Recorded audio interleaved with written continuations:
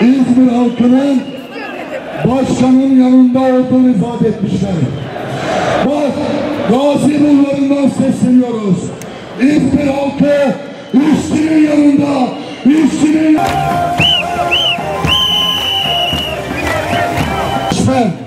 imzalanmazsa annelerimizi, babalarımızı, çocuklarımızı, eşlerimizi, kardeşlerimizi İzmir'in göbeğine indireceğiz.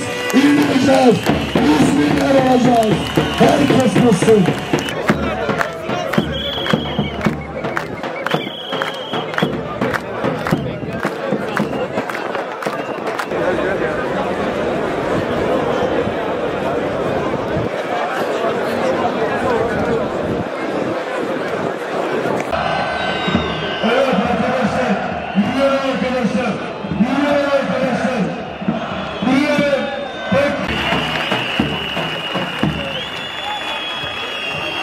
Biz bundan 5,5 ay önce toplu sözleşme masasına oturduğumuzda bu nedenden kaynaklı işte onlara diyorduk. Gelin bu işi masada çözelim diye. Aksi halde biz sokaklarda olacağız dedik. Evet, İzmir bizim. İzmir'in vatandaşı da biziz. Serap Başkan dedi. Burada bugün bizlere bu sefalet ücreti görenleri ve reva görenleri getirenler de biziz. Biz İzmirliyiz. İzmir'e sahip çıkan emekçileriz. Evet, biz kimseden fazla bir hak istemiyoruz. Sadece hakkımız olan istiyoruz. Ve bunu herkes bilsin ki hakkımızı alana kadar da bu sokaklarda mücadelesini vereceğiz. Evet, İzmir halkına hizmet eden biz İzenerji, İzelman, Ege Şehir emekçilerine. Biz greve çıkmadan önce söyledik dostlar. Yarınlarla oluşacak mağduriyetin sorumlusu biz değiliz dedik. Tekrar ediyoruz. İzmir halkına diyoruz ki bugün yaşamış olduğunuz mağduriyetin sorumlusu İzmir Büyükşehir Belediye Başkanı ve İzmir Büyükşehir Belediyesi bürokratlarıdır.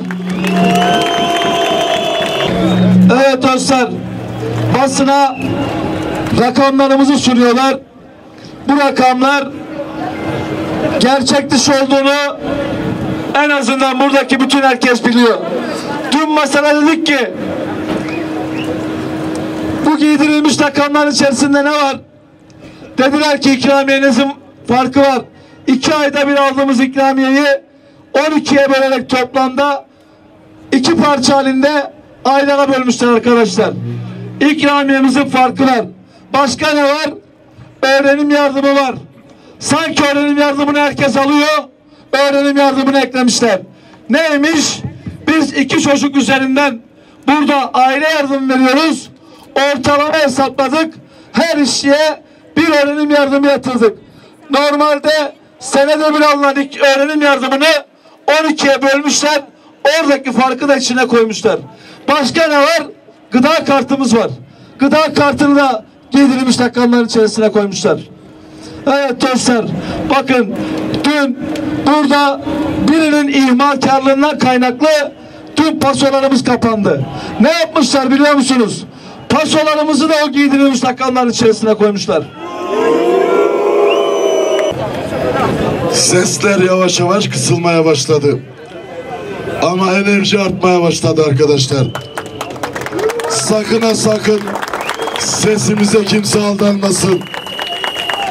Bu sesin kısılması aslında başlangıcın tam da ortasında olduğumuzu gösterir. Güvenlik işçisi yalnız değildir. 2 saate yakın masayı bir araya getirmek için tek bir davette bulunmadılar.